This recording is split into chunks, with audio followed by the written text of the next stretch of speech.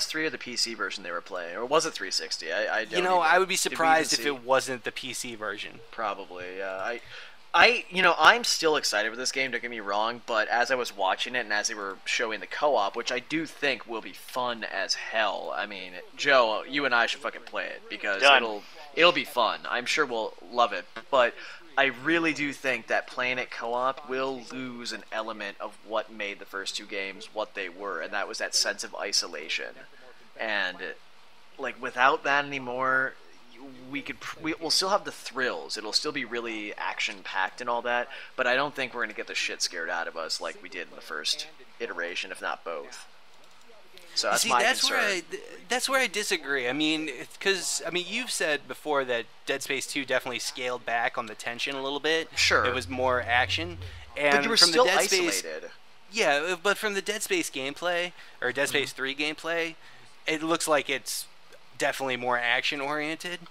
But then I watched the Resident Evil 6 trailer, Yeah. and that co-op is still there, but it looks like they balanced it to a point where that tension from Resident Evil past might be back. I mean, I haven't Okay. played it yet. All I've seen is the trailer, so I don't know. And if Visceral balances it out, maybe it'll work. I don't know. Sure. Because there were parts of that trailer where you are all alone before the How co-op are they gonna- starts. Oh, okay. Because I was gonna say, how are they gonna implement that? Like, if you're playing through the campaign in co-op, then where does the other person go during those moments? Do they do their own thing separately, or do they just wait? Like, that's what I'm curious about. See, I'm not sure. I know they don't have them wait because that would just be like the stupidest gameplay mechanic ever. Right. If And they like, at the part that's live streaming right now, there are 2 players on the screen, but it still looks scary. okay. Well, I mean, and actually, I did make a Kind note of. in. kind of. I did make a note in the notes I was taking while I was watching these because I'm a good Boy Scout like that and that was that these that this actually could mean there's a good potential for better puzzles. Co-op puzzles are always fun, if you ask me. Oh yeah. So I mean that could make things more interesting that way. I'm kind of concerned also about the potential for terrible AI. I mean, remember Radiant AI balls. This could easily happen again.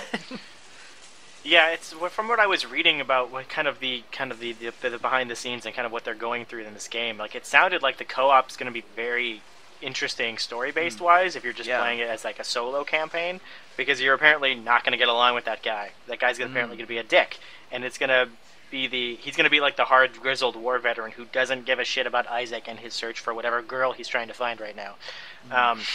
But the coolest thing I thought I heard and I was reading is that the planet you're going to be on, like they're not going to give you some stupid map or some place you need to know or some targeting thing. Oh. You're just going to walk around and go. You're not going to get like that beacon that you get in the first 2 games. You're not going to get some like fucking HUD.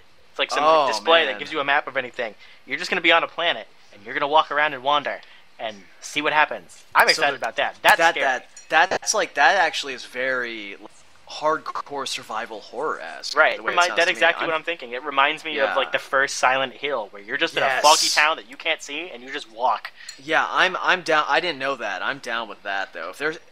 Okay, Nate, what you said before about how they're going to find a balance, that's the balance.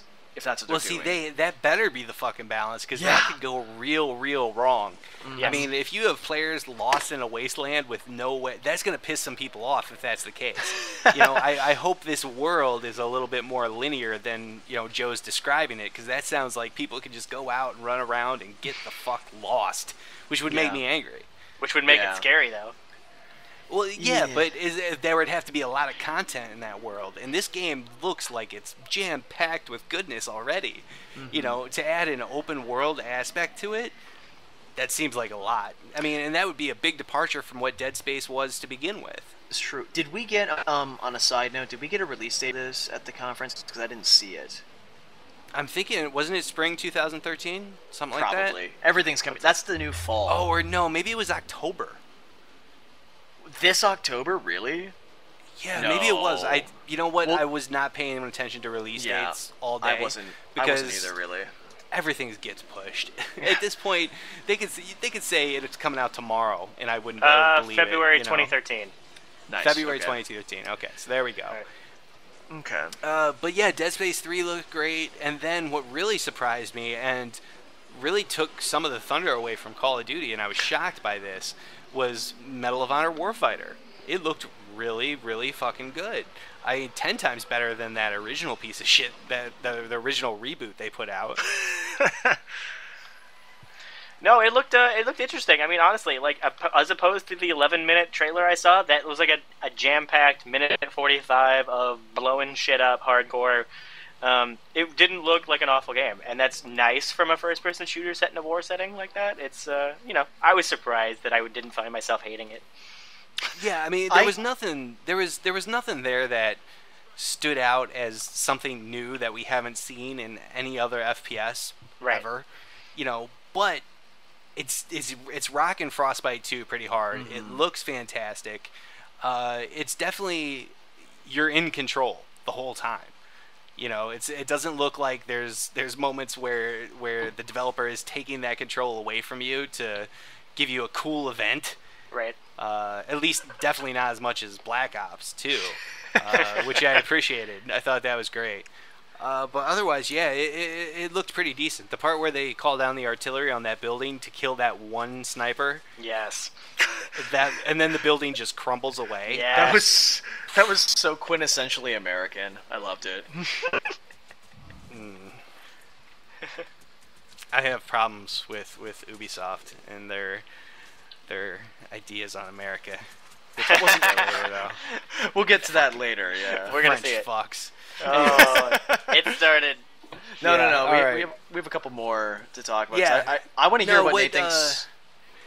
Well, EA also rolled out their Battlefield 3 premium service. Oh. Which is like, that just felt sad to me. It did. It just was. It felt kind of. It was just so pitiful. I felt really like guilty watching it and laughing when it was on. Yeah, there was nothing there that would warrant a $50 price tag. I mean, more modes, more DLC. That would all be fine if they would fix the game first. Because there's still a ton of issues with that fucking game. I mean, and it's fun, don't get me wrong. I played for a good long time. But there are issues with that fucking game. And it's... I just wish they would have taken care of them first, fixed the balance, fixed some of the spawn issues, things of that nature before rolling out a premium service and saying, hey, this is going to be an extra $50 if you want to play all the good shit. And before we unbalance the game again by adding 20 new weapons, that are only available to these premium members and are going to completely give them the advantage because DICE is known to do that. So yeah, that was pretty disappointing. And then we got the Old Republic. And who was that? Was that Ray that came out on stage? That was Ray Mazaika, yeah. Yeah, and lied. I was so excited. I was so excited to hear your take on this when I saw that these announcements were going on. I was like, oh man, Nate is just losing it right now, I bet. No, and you know what? I didn't have a single problem with anything he said until he started talking about the wonderful, vibrant community that they've built and how now is the best time to play the Old Republic and get in the game. And I'm sitting there like, dude, and he went through the list of and how they just published the biggest free expansion in MMO history and brought so much new shit to the game. What he didn't mention was all that new shit that they supposedly brought to the game was either left out of that expansion because it just didn't fucking work or was broken. Then he went on to talk about how he said there would be character transfers, but we never got a date or a time, which should be the number one priority at BioWare right now. It's not. They talked about the group finder, but not cross-zone or cross-server war zones. And then he went on to talk about the content. And I have no problem with new content, but all these other problems are paramount right now. And BioWare has been spending its time building a fucking new planet for this fucking game. New companions, new war zones, new operations, the nightmare mode. You can see where their attention is focused. It's focused towards the content. And they refuse to acknowledge the fact that people are sitting on their servers prime time with 3 other players. it just disgusted me to no end. And then they go and say, oh yeah, we're gonna make the game free up to level 15 come July or August, something along those lines. And it's like, well, that's great, because that's the shift right there. That's going to be the testing the waters for free to play, I think. And then, we'll see what happens. But I don't think there's going to be anybody left at that point. They've got to make the game free up to 15, because I'm sure there's so many people leaving at this point. I checked out the forums after Ray was on stage, and it wasn't pretty. I'll just say that. But yeah, so we had that, and what else did we have out of there? We want to talk about the shiniest turd of all. Yes. Oh man, yeah, dude. I was my track record for defending Crysis 2 is you can find it in past episodes of Pixel Apocalypse, but yeah, this game is like the most polished turd out there. I just could not care less about this. I as soon as I saw the quote that they used in the trailer, Crytek makes every other shooter its bitch, it just made me recall the infamous John Romero's Daikatana ads from the late 90s that just spelled doom. And I don't know. Maybe I'm seeing a parallel where there is none, but this just sounds awful. I can't. It does have a bow and arrow out. It does have a bow and arrow. I love how when they introed this, it was all about the technology that Crytek brings to the table when making a game, and how Crysis 3 is just an innovative shooter where you can go anywhere and do tackle objectives the way you want. And then the trailer starts, and I'm like, it's a very pretty Call of Duty. With aliens. Basically. It looks fantastic. I just have no interest whatsoever in playing it, ever. Yeah, I really don't either. And I will say this, it's the same engine, same gameplay engine, obviously, as Crysis 2 and to an extent Crysis 1, and it's a solid gameplay experience, and it's not terrible to look at, as we've been establishing. But yeah, do we really need a third one? I couldn't care less. Well, we're returning to the urban jungle, Alex. Get excited! I'll Manhattan is a jungle. You should be excited about these things, because Crytek says so. And EA. Let's not forget, EA voted worst company in America. Which is the stupidest thing ever, but I also, I don't want to defend them, but that was stupid. Whatever, they're giving me Dead Space 3. I don't care. Yeah. I don't care. They can fuck up everything else this year. Just get Dead Space 3 right, and that's all I care about. They probably will. Yeah, but let's talk about Ubisoft, because that was definitely the most surprising of today's press conferences, and the most bittersweet. Yeah. They started the press conference with Far Cry 3, and I was shocked at how mature this game is. The first image to greet me was a fantastic pair of naked breasts, and I was like, "You win!" They are French. You have to get the French credit somewhere, and it's in the realm of breasts. Oh yeah, I had no problem with the presentation of Far Cry 3 at all.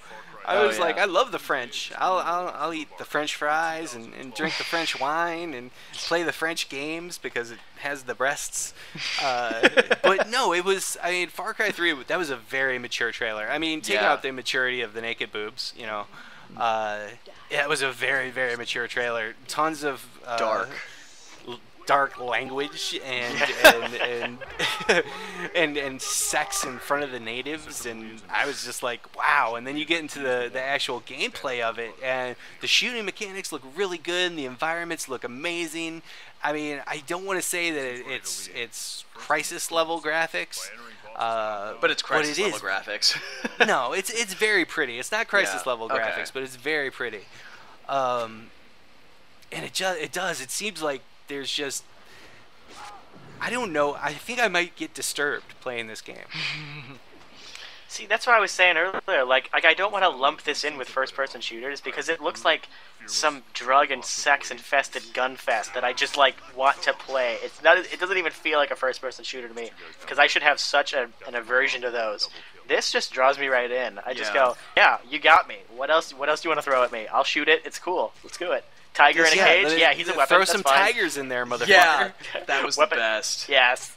Yeah, I gotta say though, this game has no business being as cool looking as it does. Because as you said, Joe, it's a first-person shooter. Since Yes. when do I give a flying fuck about the story